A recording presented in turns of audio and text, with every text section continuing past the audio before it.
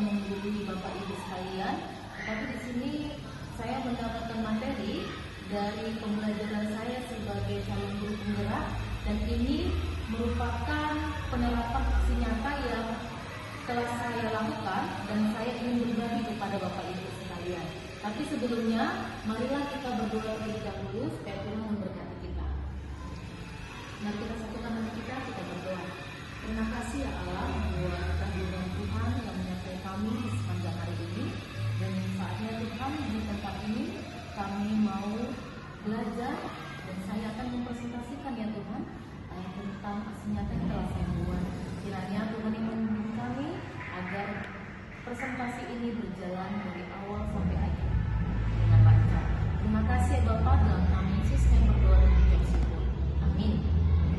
Oke, Bapak Ibu sekalian, ini saya memberikan diseminasi aksi nyata modul 14 budaya positif. Nah, ini merupakan modul terakhir di pembelajaran modul 1. Jadi modul 1 itu ada 4, dan kemarin saya sudah mempresentasikan visi guru penggerak yang ada di modul 1-3. Nah, di 1-4 ini aksi nyata budaya positif yang saya sudah lakukan di sekolah kita, yaitu sekolah SMA swasta Kristen Basic. Tapi terlebih dahulu saya memperkenalkan fasilitator saya ini, yaitu Bapak Ahmad Ashari. Bapak ini merupakan guru di Padang, Kota Solo. Kemudian ibu pengajar praktik saya, yaitu Ibu Dita Andung Merani, merupakan ibu yang mengajar di SMK Negeri 6. Oke, dan saya sendiri sebagai calon guru penggerak angkatan 8.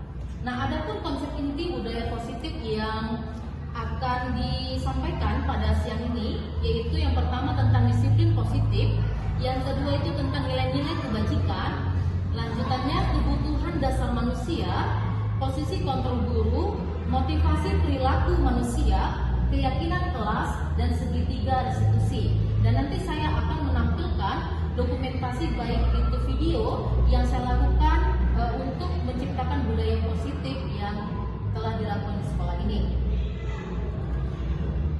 Apa itu disiplin positif?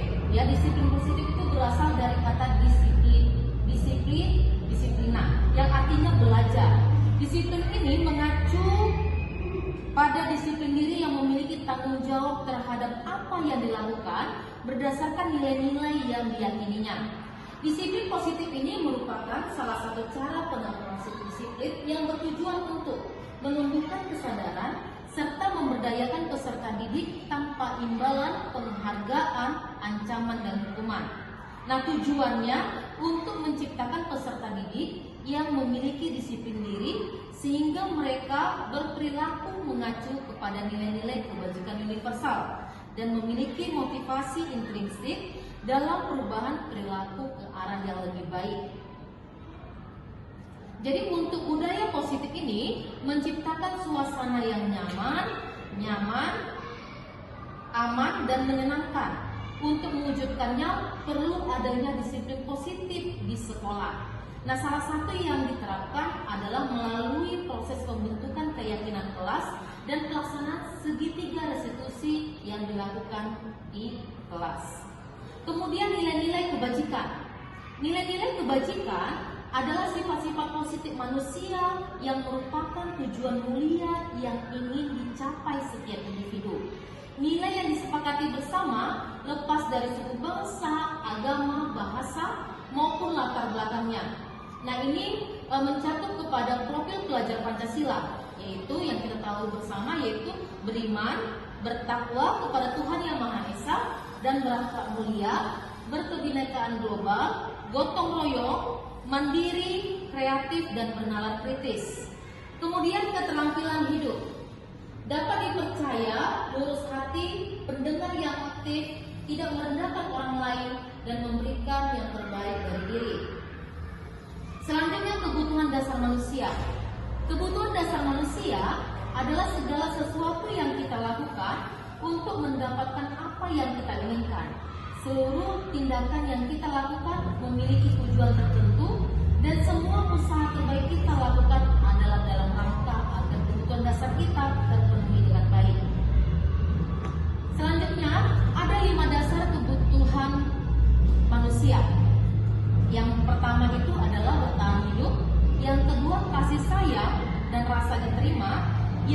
ketiga penguasaan, yang keempat kebebasan, yang kelima kesenangan.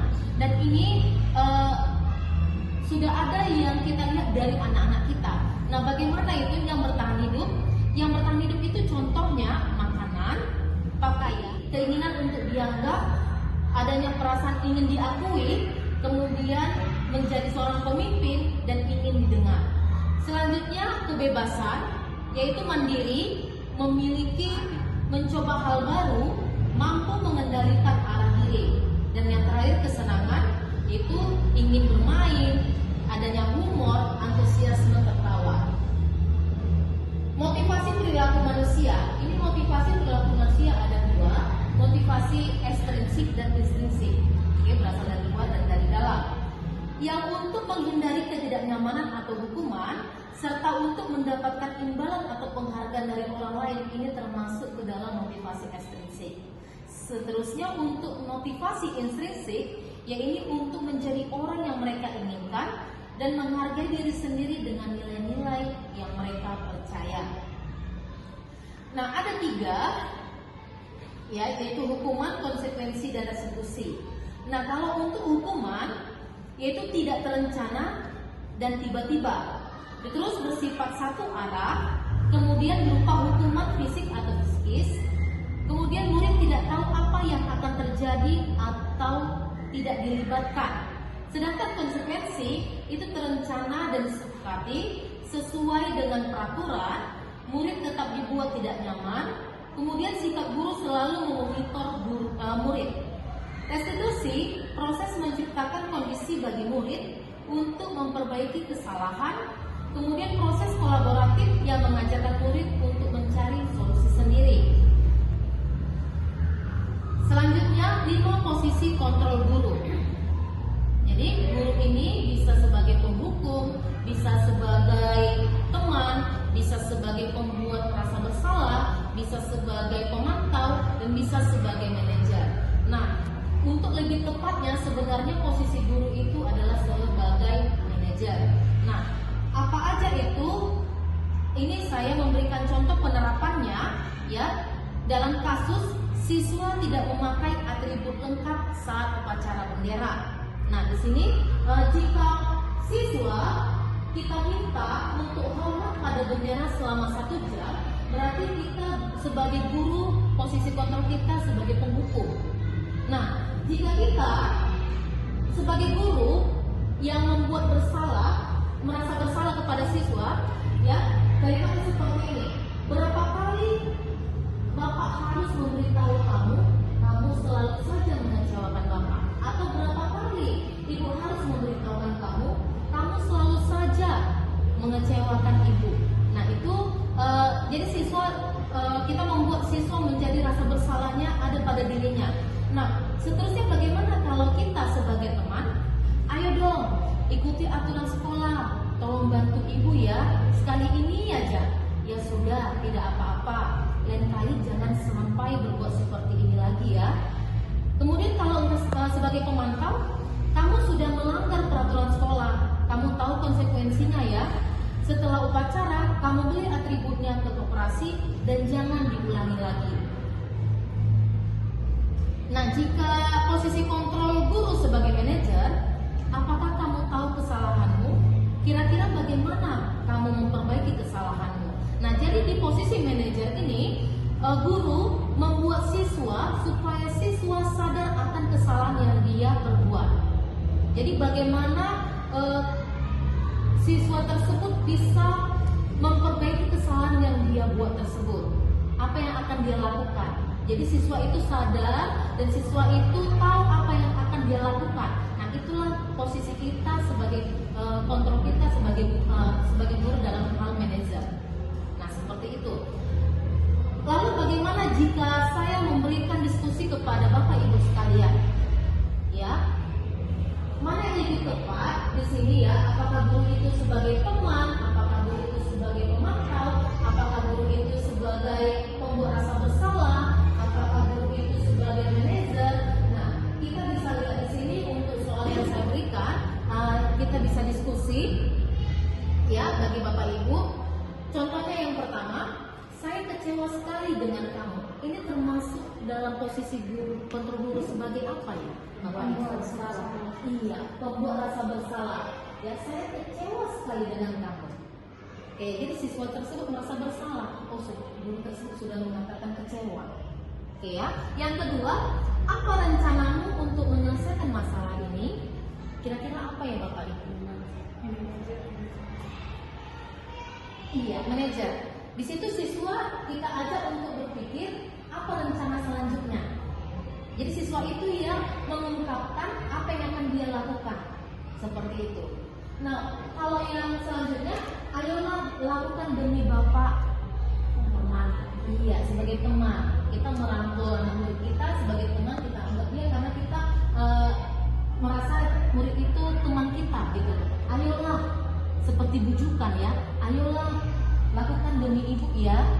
Nah, kalau ini soal selanjutnya, kamu tidak pernah benar melakukannya. Sebagai apakah kira-kira Bapak Ibu?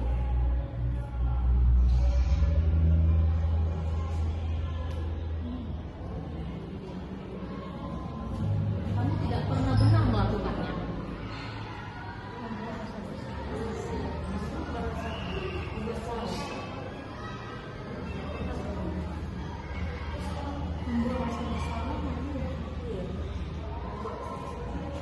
Kalau saya ya mengatakan ini benar, pembuat rasa bersalah, kamu tidak pernah benar melakukannya. Kemudian kalau kita memantau siswa ya, nah kalau dia nggak benar melakukan hal tersebut, kita langsung bilang kamu nggak benar melakukan ini. Jadi bisa satu sisi, iya, sebagai satu sisi pembuat rasa bersalah, satu sisi ini merupakan video yang telah saya buat di kelas, ya, di kelas saya sendiri sebagai wali kelasnya Jacob, ya.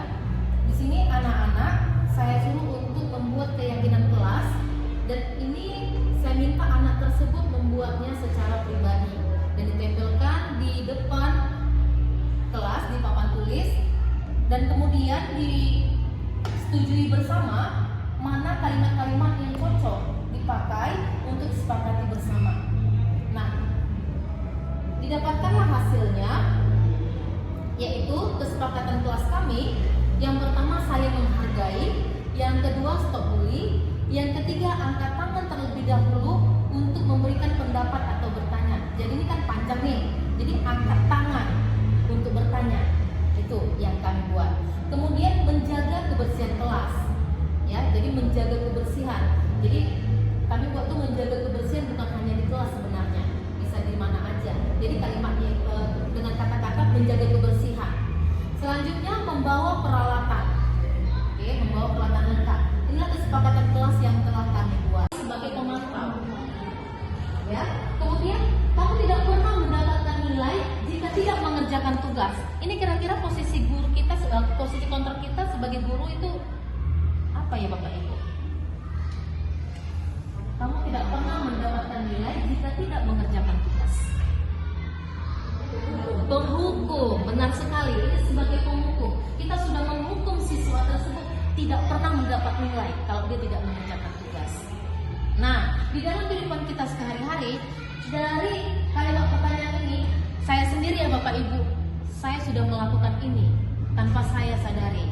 Nah, setelah saya mempelajari materi yang ada di pembelajaran saya ini, di guru penggerak, saya sadar, oh berarti saya sudah pernah sebagai teman, saya sudah pernah sebagai penghukum, saya sudah pernah pembuat rasa bersalah, saya sudah pernah menjadi pemantau. Nah, jadi di sini bagaimana kita tujuan kita sebagai posisi kontrol guru itu adalah sebagai manajer, bagaimana siswa yang sadar akan kelakuannya dan siswa tahu apa yang akan dia lakukan ke depannya. Iya Bapak Ibu. Nah, sekarang kita masuk ke mengenai keyakinan kelas. Mengapa keyakinan kelas? Mengapa bukan peraturan kelas? Kita bisa diskusi Bapak Ibu. Kenapa pertanyaannya ini? Mengapa keyakinan kelas? Mengapa bukan peraturan kelas? Kenapa dikatakan keyakinan? Kenapa nggak peraturan? Kalau saya kalau keyakinan itu kan karena juga bersama-sama dan tidak menghukum ya. Kalau peraturan kan dasarnya kan sanksi terhadap hal yang dibuat itu gitu. Jadi lebih enak dengannya keyakinan gitu, karena itu adalah bagian dari kesepakatan bersama yang dibuat bersama. Kalau peraturan jauh lebih keras menurut saya. Iya, iya benar Bu, benar. Jadi keyakinan kelas ini kita bersama siswa di kelas, siswa yang menentukan keyakinan kelasnya dan itu ditaati bersama.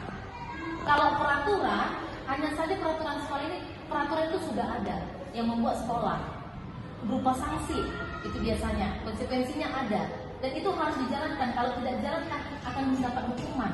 Sanksinya ada, konsekuensinya ada.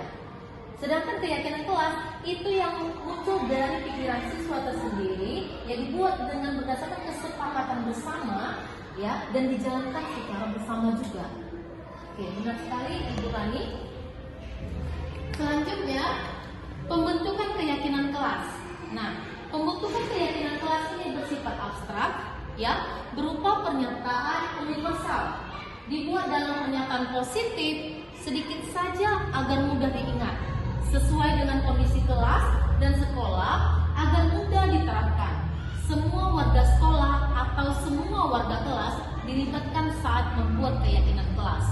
Nah, di sini untuk kata-katanya itu harus sedikit supaya mudah diingat. Ya, contoh nanti ada saya terapkan. Contoh di kelas yang sudah saya terapkan itu stop bullying. Oke ya, stop bullying itu singkat, jadi diingat gitu loh. Terus saling menghargai. Nah, itu sedikit saja kata-katanya, hanya 2 kata, saling menghargai. Jadi lebih diingat. Oke. Kemudian untuk segitiga restitusi. Ini suatu proses dialog yang dijalankan oleh guru agar dapat menghasilkan murid yang mandiri dan bertanggung jawab. Jadi ada 3 langkah di dalam segitiga restitusi ini. Yang pertama, menstabilkan tindakan. Yang kedua, validasi tindakan rasa bersalah. Yang ketiga, membuat keyakinan, ya, membuat keyakinan kelas. Menstabilkan identitas, ya. Jadi kata-kata atau pernyataan yang bisa dibuat di sini yaitu berbuat salah itu wajar, tidak ada manusia yang sempurna. Ya, ibu atau bapak juga pernah melakukan itu. Ibu atau bapak tidak mau mencari siapa yang salah, tapi ibu atau bapak ingin mencari solusi dari permasalahan ini. Kamu berhak merasa begitu. Oke, jadi kalau kita dihadapkan suatu kasus, ya Bapak Ibu, kita tanya dulu kenapa anak itu bisa berbuat demikian. Jadi kita stabilkan dulu, kita cari dulu identitasnya, apa yang dilakukan anak tersebut. Jadi kata-katanya bisa kita buat anak itu yang mengeluarkan apa yang dia telah lakukan, mengeluarkan kalimat apa yang telah dilakukan. Nah, jadi kita memberikan suatu statement, ya berbuat salah itu wajar. Nah, seperti itu. Nah, tidak ada manusia yang sempurna. Oke, ini berdasarkan prinsip membuat kesalahan adalah bagian dari proses pembelajaran. Kemudian, validasi tindakan yang salah. Kamu pasti punya alasan mengapa kamu melakukan hal itu. Padahal kamu bisa melakukan yang lebih buruk dari itu. Kamu patut bangga karena telah melindungi sesuatu yang penting buatmu.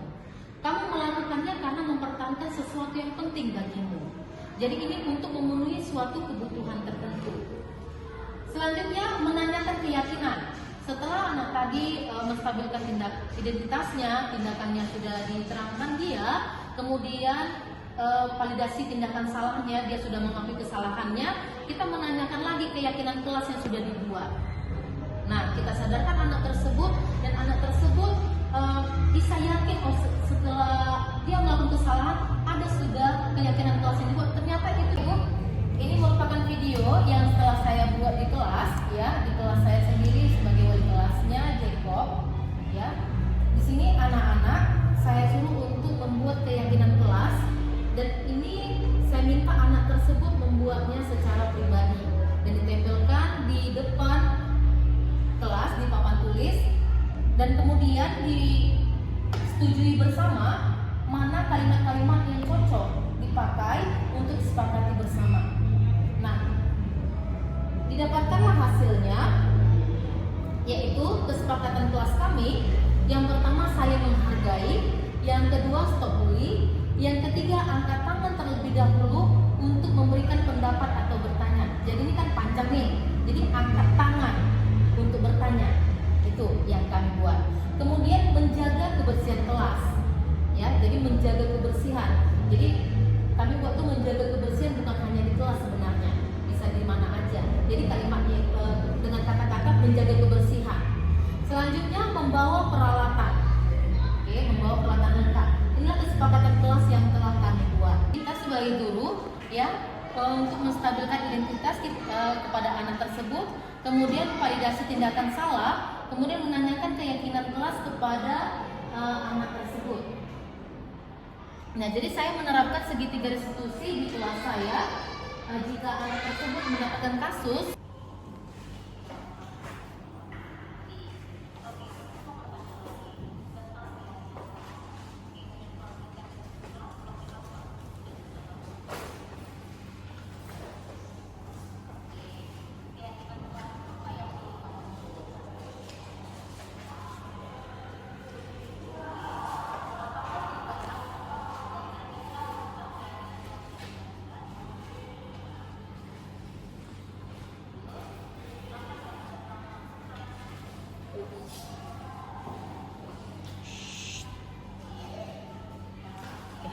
dan terima kasih Bapak Ibu sekalian atas presentasi diseminasi budaya nyata budaya positif yang telah saya lakukan.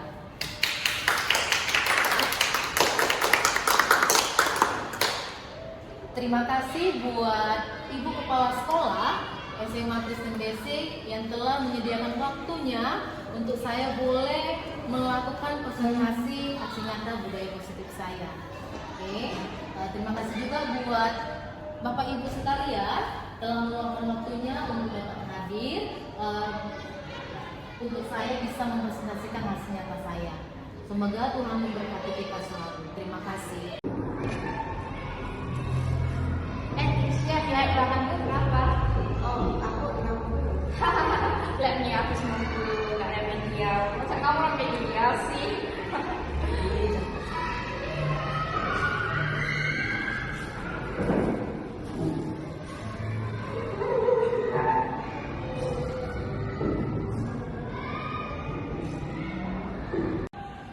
Kimberly tahu kenapa Kimberly diceramahi?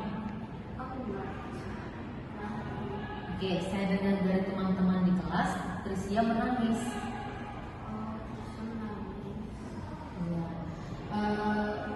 Kimberly ada ngomong apa sama Trisia? Sepertinya tadi karena saya mengejek dia. Kamu pasti punya alasan mengapa kamu mengejek Trisia. Bisa dijelaskan? Saya hanya ingin mengatakan saja dengan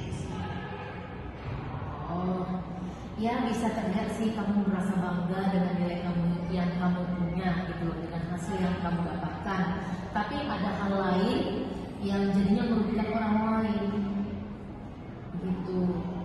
Nah, kalau kamu merasa bangga orang lain tidak, bagaimana? Iya, orang tersebut akan berbalik hati. Oke, kita mau bertanya lagi tentang keyakinan kelas. Keyakinan kelas kita di kelas seperti apa yang bisa kamu percayai? Oke, keyakinan kelas apa yang belum kamu tunjukkan? Apakah tindakanmu mencerminkan tentang keyakinan kelas yang kita buat? Terus, apa yang akan kamu lakukan? Baik, minta maaf ya. Oke, nah kalau Kimberly sudah berbuat salah, nah memang tidak ada manusia yang sempurna. Saya juga pernah berbuat salah. Tapi bagaimana kita bisa merubahnya? Nah tujuannya adalah untuk memberikan budaya positif bagi lingkungan kelas kita. Oke, selanjutnya apa kamu tindakan yang akan kamu lakukan?